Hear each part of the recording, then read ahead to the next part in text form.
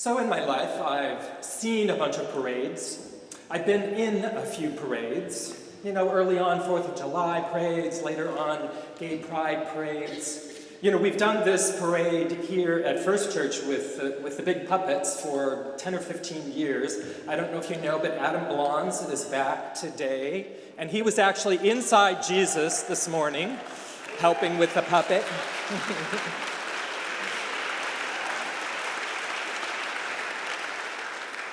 There's nothing quite like a parade, and there's something about it that, you know, it sears something into your memory. It's something that stays with you over time. It's an event. It's a strong and powerful memory. When I was in high school, there was a parade. I'm not even sure what it was for, whether it was 4th of July or something or other, but I was on this float with a bunch of my other high school friends, and we were right behind a van that was from the local public radio station. And as the van drove along, it was playing songs from Sesame Street over and over again.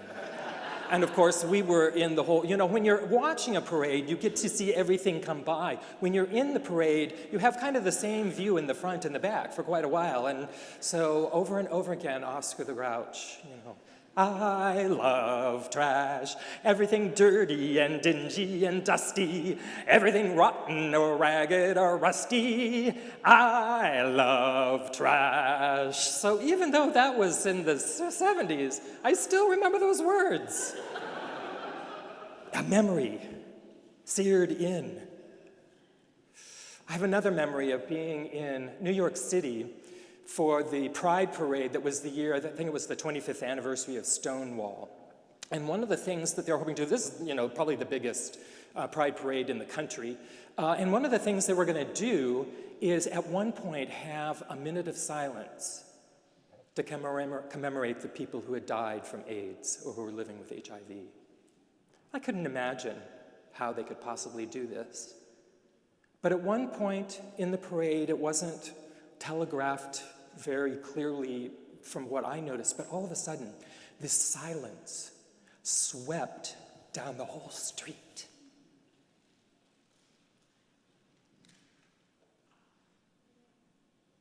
It swept down the whole street, kind of like the experience that some people describe with eclipses, where suddenly the shadow goes vroom.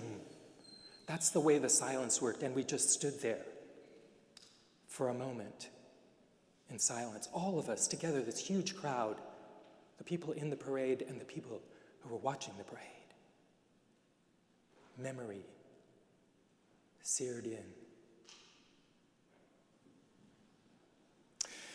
This whole Palm Sunday story is such an interesting one because it is such a time of high celebration, a time of excitement. It feels like a really big parade. Now, we don't really know if this was an actual event or what it was like when it actually happened. We don't know how big it was or how many people were actually even aware of it.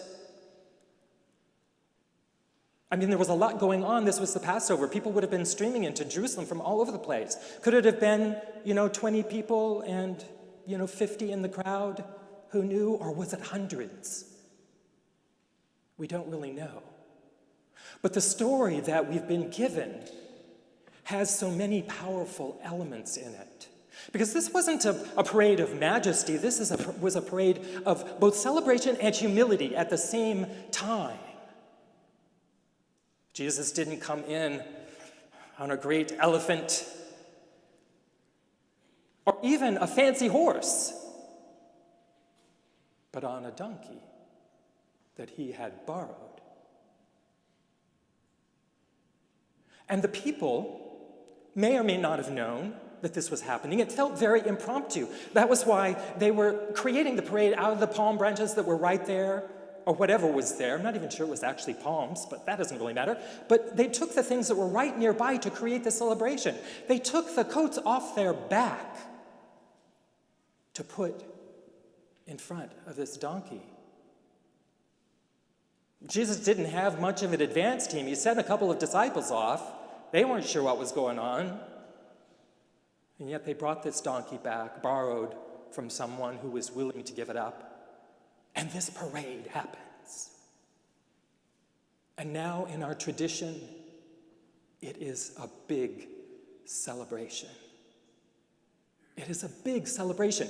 In the beginning of a week full of deep, powerful, and even tragic events. So it's sometimes hard for us on Palm Sunday to really celebrate because we know how the story ends, or doesn't end, or ends and then starts again. But still, we know that we are headed toward Good Friday. So can we really raise our palms? Can we really celebrate? Can we stay in a place of celebration for any length of time? Frankly, when you think of party people, you don't necessarily think of Christians first.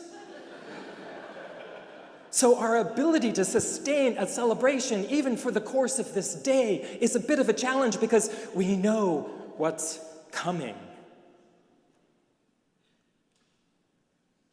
But I want to invite us today to stay right in the middle of the celebration.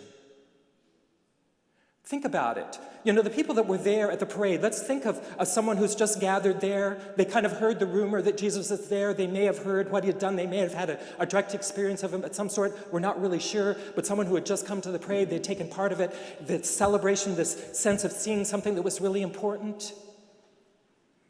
But who knows if one of those random people even knew some of the other events that were happening. We don't really know whether Jesus' crucifixion was a big deal in Jerusalem, how many people knew about that. It could have been that these little events were taking place in the middle of this other big Passover event. So we don't even know if someone who was there at the parade even knew how things were going to turn out, that Jesus was in danger. They may not have known that. So their experience was, I got to see Jesus. This man who spoke to people like me, people who maybe didn't have very much, who had no power, who had no resources. And yet here was a man that was standing up for them, who was speaking to them, who was healing them, who was teaching them. That may have been their primary experience of that whole event. So just think about that. For some people, the Palm Sunday story might have been the whole story. Our story is different because we're years beyond that, and we have years of tradition and story and practice that accumulate. But I think it's possible for us to put ourselves in that position, to imagine for yourself that you are the person who hears that Jesus is coming into town, you recognize the need and the power of that, and you show up, you grab your palm, you take off your coat if you have one, and that experience is seared into your memory.